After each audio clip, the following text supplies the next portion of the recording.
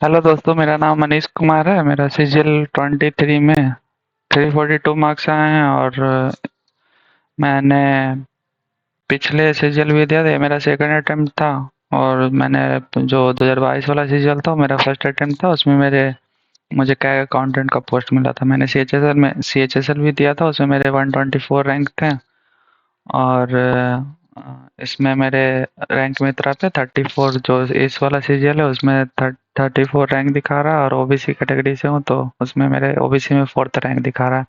आइए मैं आपको अपना स्कोर कार्ड वगैरह दिखाता हूँ। ये देखिए मेरे सीजीएल मेंस का स्कोर कार्ड है, रैंक मित्रा का ये है।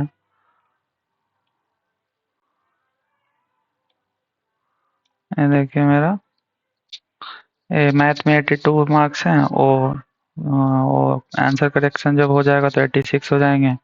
और इसमें एक सिंपली मिस्टेक हुआ था रीजनिंग में, ये सब कंप्यूटर जीएस में 47 मार्क्स हैं। मैंने कैसे कैसे मैंने इसको इतना इम्प्रूव किया था, कैसे मैंने जीएस को बहुत कम रिसोर्सेज का यूज करके बहुत मतलब एक स्मार्ट वर्क करके कैसे मैंने एनालिसिस किया था। मैंने बहुत सारी चीज़ें हैं जो मैंने पढ़ा नहीं था। जैसे स्टैटिक जीके पे मैंने बहुत कुछ बहुत बहुत मिनिमम वर्क किया था। वो प्री से पहले, प्री के बाद मैंने स्टैटिक जी छुआ ही नहीं था। और करंट अफेयर का भी मैंने नहीं किया था। जो मॉक वगैरह में करंट अफेयर के क्वेश्चन आते थे उतना ही किया था, ज़्यादा नहीं किया था, क्योंकि मैंने अच्छे से एनालिसिस किया था कि मेंस में कैसे कितने क्वेश्चन आ रहे हैं। मेंस में सीजीएल मेंस का मैंने पूरा जो क्वेश्चन है उसको पहले मतलब मैंने अच्छे से किया था। फिर सीएचएसएल मेंस का जो था उसको मैंने अच्छे से किया था और उन सब को करके ना मुझे यही फील हुआ कि करंट अफेयर पे इतना बहुत ज़्यादा टाइम दे के अभी फ़ायदा नहीं है। लास्ट के टाइम में मैंने थोड़ा बहुत किया था, वो भी सिर्फ मॉक के जो क्वेश्चन आते थे उतना ही किया था। आइए मैं आपको और दिखाता हूँ अपने पिछला जो सीजीएल मैंने दिया था उसका कहा गया। उसका भी उसका निकालना पड़ेगा। ये देखिए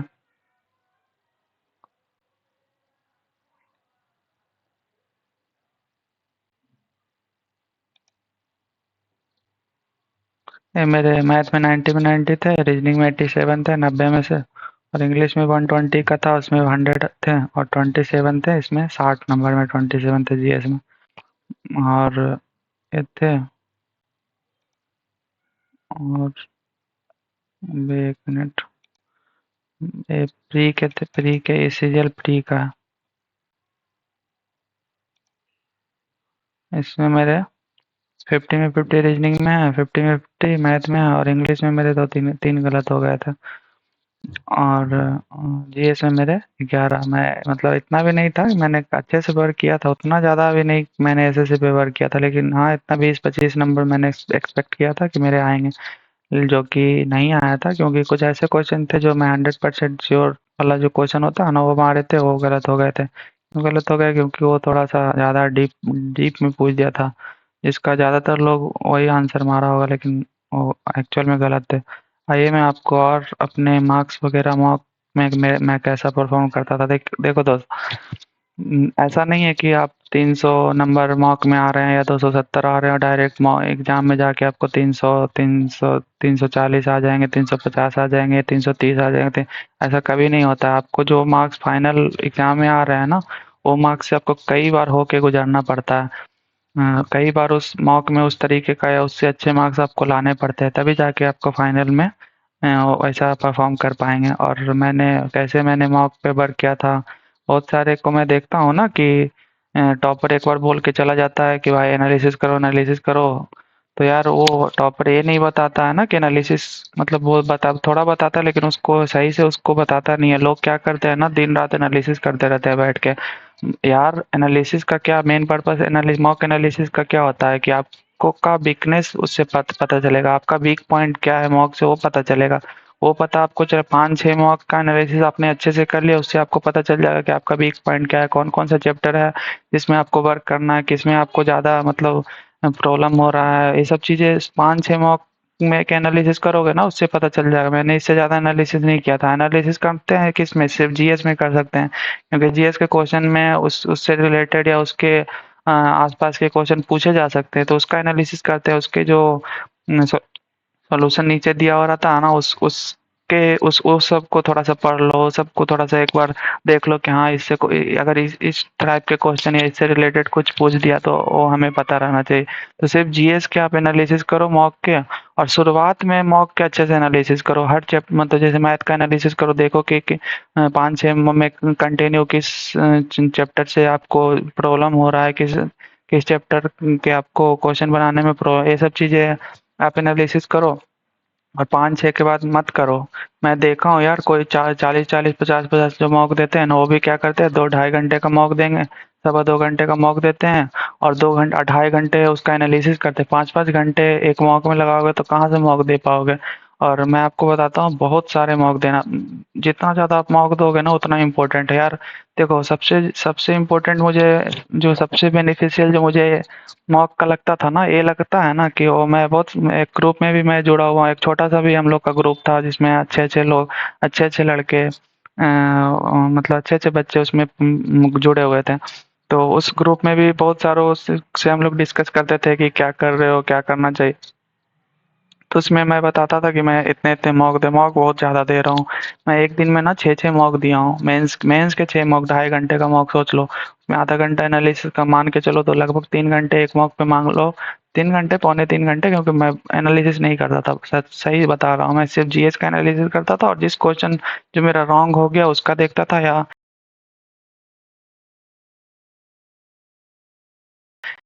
उस क्वेश्चन को ना मैं साइड में ऐसे लिख लेता था, या मुझे ध्यान रहता था तो उसका मैं देखता था कि इसमें जो मैंने वो मेरा अगर सही हो गया, गलत हो गया तो देखता ही था, अगर सही भी हो गया फिर भी मैं देखता था कि उसमें मुझे क्या डाउट लग रहा था, उसमें जो और बाकी ऑप्शन है उसमें क्या था।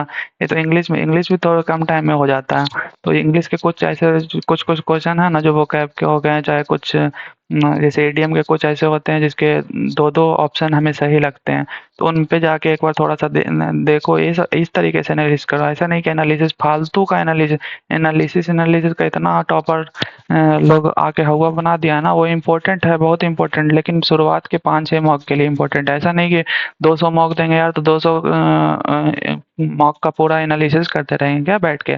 ऐसा करोगे एकदम बर्बाद हो जाओगे, टाइम फालतू वेस्ट हो जाएगा, इतना नहीं करना है।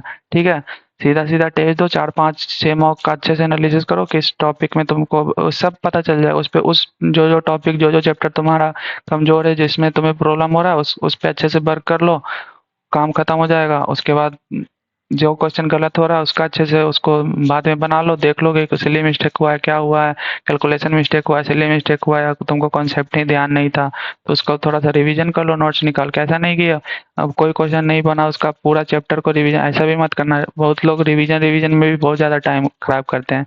क्या करते हैं, रिवीजन अभी हम इस वीक में किए, ठीक है, अभी नेक्स्ट वीक में क्या होता है, कोई उस चैप्टर का कोई क्वेश्चन हमसे नहीं बनता है। अरे हो सकता है ना कि वो नहीं बना, लेकिन जरूरी तो है कि तुम सब कुछ भूल चुके हो। उसका देखोगे कैलकुलेशन में मिस्टेक हुआ है, क्या हुआ है, फॉर्मूला भूल गए, या कुछ कॉन्सेप्ट ही भूल गए, तो वो जाके थोड़ा बहुत वो देख लो, या किसी से पूछ लो ग्रुप में कि इसको सॉल्व कर दो, उसका सोल्यूशन देख लो। अगर कंटिन्यू उसी चैप्टर से अगर उसी तरह का क्वेश्चन तुमसे गलत हो रहा है, तब जाके रिवीजन करो। बार बार रिवीजन करने का भी नहीं, प्रैक्टिस मेन जो जैसे मॉक मॉक होता है ना, सबसे ज़्यादा तो मॉक का फ़ायदा क्या है ना, कि अगर तुम 2 घंटे का मॉक दे रहे हो ना, तो 2 घंटे में 100% एफिशिएंसी आता है। 2 घंटे का 2 घंटे पूरे तुमने पढ़ाई के लिए यूज किया है, उसमें 1 मिनट भी वेस्ट नहीं होता, 100% एफिशिएंसी रहता है हमारा। और लेकिन अगर तुम पढ़ने जाओगे ना 2 घंटे, कोई भी सब्जेक्ट पढ़ो, कोई भी जो तुम्हें पसंद है, ना पसंद है, तब तो और एफिशिएंसी लो हो जाएगा। जो पसंद का भी सब्जेक्ट पढ़ रहे हो ना, तो 2 घंटे में तुम मात्र 1.5 घंटे ही अच्छे से उसको पढ़े होगे, या 1 घंटे पढ़े होगे, बीच में तुमको किसी का याद आ गया होगा, या तो होता है सबके साथ, हमारे साथ भी होता था, किसी किसी का याद, कभी किसी का याद आ गया, कोई अगर घर से दूर रह रहा है तो उसको मम्मी का याद आ जाता है।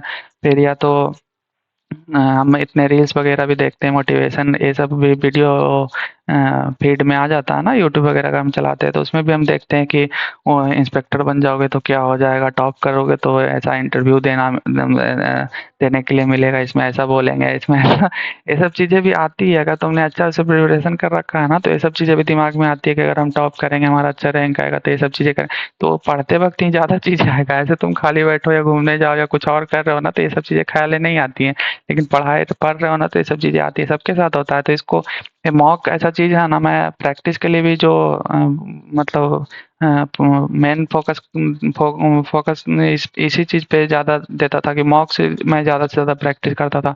जैसे सेक्शनल मॉक में देता था, सेक्शनल मॉक से देता था। बुक से अगर तुम दे रहे हो ना, तुम देखना, तुम अगर 1 घंटे में कितना क्वेश्चन तुम अटेम्प्ट कर रहे हो, अगर मॉक में वही सेक्शनल मॉक में उसी टाइप का क्वेश्चन, सेम क्वेश्चन अगर तुमको मॉक फॉर्मेट में आएगा ना, तो तुम बहुत ज़्यादा अटेम्प्ट कर पाओगे, बहुत अच्छा उसमें एफिशिएंसी भी आएगा, सब कुछ अच्छा रहता है उसमें। तो वो सेक्शनल और भी मैं बहुत सारी चीज़ें बताऊंगा। पहले अपना मैं थोड़ा सा मार्क्स वगैरह दिखा देता हूँ कि मॉक में वगैरह में मेरे कैसे मार्क्स आते थे। उसके बाद और भी मैं नेक्स्ट वीडियो बनाऊंगा, उसमें से हर तरह का स्ट्रेटजी वगैरह से आपको बताऊंगा कहने में कैसे मैंने जीएस में 47 स्कोर किया, जबकि मैंने बहुत ज़्यादा जीएस पे मेहनत नहीं किया था। मेरे से ज़्यादा मेहनत करने वाले लोगों का उम, अच्छे भी लाए होंगे बहुत सारे। मेहनत करने पे तो मिलता ही है अच्छे, लेकिन ज़रूरी नहीं है कि क्योंकि आप एनालिसिस वगैरह करके किया जा सकता है ना, वो सब आप कर रहे हो कि नहीं कर रहे हो, वो देखना पड़ता है। वीडियो काफ़ी लंबा हो रहा है, इसके लिए आइए आइए हम जल्दी जल्दी मैं आपको अपना थोड़ा स्कोर वगैरह दिखाता हूँ। उसके बाद कुछ कुछ कुछ मौका ऐसे आप देखना चाहो तो ऐसे इस तरीके का मेरा स्कोर रहता था, और कुछ कुछ को ओपन करके मैं दिखाऊंगा। जैसे 344 है, इतना लगभग 342 मेरे आए हैं। अभी तो मार्क्स बढ़ेंगे फाइनल, इसमें देखते हैं। इसमें 90 में 90 है मेरे। मैथ में लगभग लगभग मतलब 90% मॉक में मेरे 90 में 90 मैथ में रहते थे।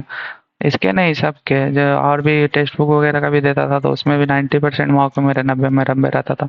इसमें 131 है इंग्लिश में, और मेरे एग्जाम में 127 आए थे, इसमें 37 है जी। और फाइनल में भी मेरे 47 आया है, थोड़ा ज़्यादा आया। मैथ का थोड़ा मैनेज कर लिया। इसमें 342 है, इसका देखते हैं। इसमें 90-90 है। 83 रीजनिंग में है। रीजनिंग में मेरे थोड़े स्टेटमेंट कंक्लूज इस टाइप का क्वेश्चन रहता था ना, उसमें थोड़ा सा गलती होता था। उस पर इसके लिए मैंने बहुत वर्क किया था, बहुत अच्छे से वर्क किया था उसके ऊपर। तो फाइनल जो मेंस का क्वेश्चन था ना, काफ़ी अच्छा था, वो भी मेरा सही हुआ था। इसलिए सही हुआ ना, क्योंकि उसमें मैंने बहुत वर्क किया था अच्छे से। इंग्लिश में 127 है, फाइनल एग्जाम में भी मेरा 127 है, और जीएस में मेरे 42 है, फाइनल में 47 आया था। और ये सब देख सकते हैं आप, मेरा स्कोर 348 है। 90 में 90, 86, 127, 45। इसके स्कोर ना ऑलमोस्ट मेरे जो फाइनल स्कोर है ना उतना ही है। थोड़े से बस मैथ में 4 नंबर घटा दो, तो इसके 348 है ना, 344 ऐसा करके जाएगा। और इसमें जीएस में 47, 2 नंबर का कम है। तो ऑलमोस्ट ऐसे ही मेरे देखो, आपको ना फाइनल एग्जाम में जो मार्क्स आया है ना, वो मार्क्स लाने के लिए ना आपको कई बार इस तरीके का मार्क्स आपको मॉक में लाना पड़ेगा। ये देखिए 350, 356, ये दिखाता हूँ आपको। 356, इसमें भी 90 में 90, 86 है, 141 इसमें देखिए। जीएस में मेरे 49 है, फाइनल में।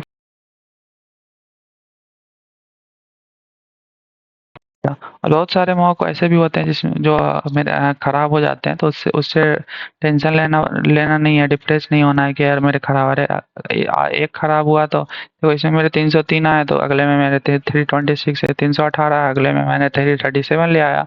तो ऐसे ही होते हैं, कुछ कुछ मौक में कम आता ही है। 323, 333, देखो 300 गया, 316 आ गया। 300, 316 दो मौक में मेरे इतने कम आए होंगे, तो मुझे कैसा अंदर से फील हुआ होगा, थोड़ा बहुत तो बुरा लगता है। पूरा अगले बार मैंने फोड़ फोड़ के रख दिया, 343 आया। तो ऐसे ही होता है, ऐसे ही करना रहता है। मॉक मॉक एक कोई क्वेश्चन या तो क्वेश्चन ही गलत होगा, इसमें ओली बोर्ड के क्वेश्चन भी काफी गलत रहते थे। तो मैथ में मेरा 86 है, इसमें जीएस में भी 40 है। तो आप देख रहे हैं ना, मैं यही दिखाना चाहता हूँ कि आपको जो फाइनल एग्जाम में मार्क्स जो है ना, वो आपको लाने के लिए उस तरीके का मार्क्स आपको मॉक में लाना पड़ेगा। आप देख सकते हैं, ये 342 इसमें एग्जैक्ट जो मेरे फाइनल आया है ना, इसमें थर्ड रैंक है। 30 में 90 में 90, 80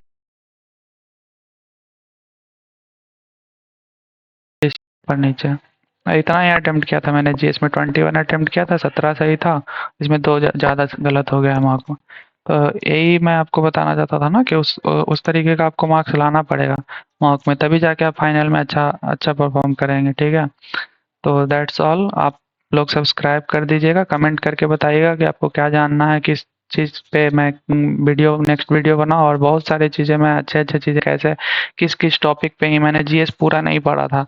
कौन-कौन सा टॉपिक था उसको मैंने एनालिसिस करके देख लिया था कि इसी इसी टॉपिक से आने का चांस मैक्सिमम है। तो उन सब टॉपिक को ना मैंने काफ़ी अच्छे से स्ट्रॉन्ग कर लिया था, काफ़ी बार कर लिया था। एग्ज़ाम के 1-2 दिन पहले सिर्फ मैंने वही सब रिवीजन वगैरह करके गया था। तो वो सब भी मैं एक लिस्ट बना के आपको अच्छे से बताऊँगा। जीएस का भी बनाऊँगा। इंग्लिश में मैंने कैसे बहुत मैंने समझो लगभग 0 से शुरुआत करके मैं इंग्लिश पे मैंने बहुत अच्छा स्कोर 127 लाया था। और बहुत टफ टफ मॉक में भी मेरे 135 भी काफ़ी मॉक में आया। वो सभी मैं आगे आपको बाद में दिखाऊँगा। जो कि टफ टफ जो टफ लेवल के मॉक रहते थे ना, उसमें मेरे 135 में 135, 131, 127 ऐसे करके काफ़ी आए हैं। इतने मॉक में लाओगे ना तभी जाके फाइनल एग्जाम में आ पाएंगा।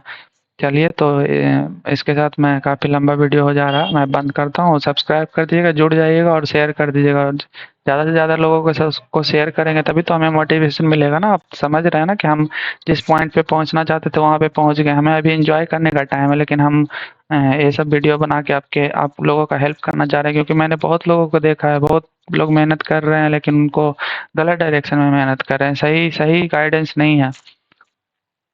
तो ये सब मैं करूँगा, आप लोगों को काफ़ी हेल्प होगा काफ़ी। तो उसके लिए आप जो सब्सक्राइब कर दीजिए और शेयर कीजिए। थोड़ा मुझे भी अच्छा मोटिवेशन मिलेगा, मैं आपके लिए बहुत अच्छा-अच्छा करूँगा। बहुत कुछ करना है अभी, मैंने बहुत कुछ सोचा है करने के लिए, वो सब करेंगे, ठीक है? थैंक यू दोस्तों, बाय।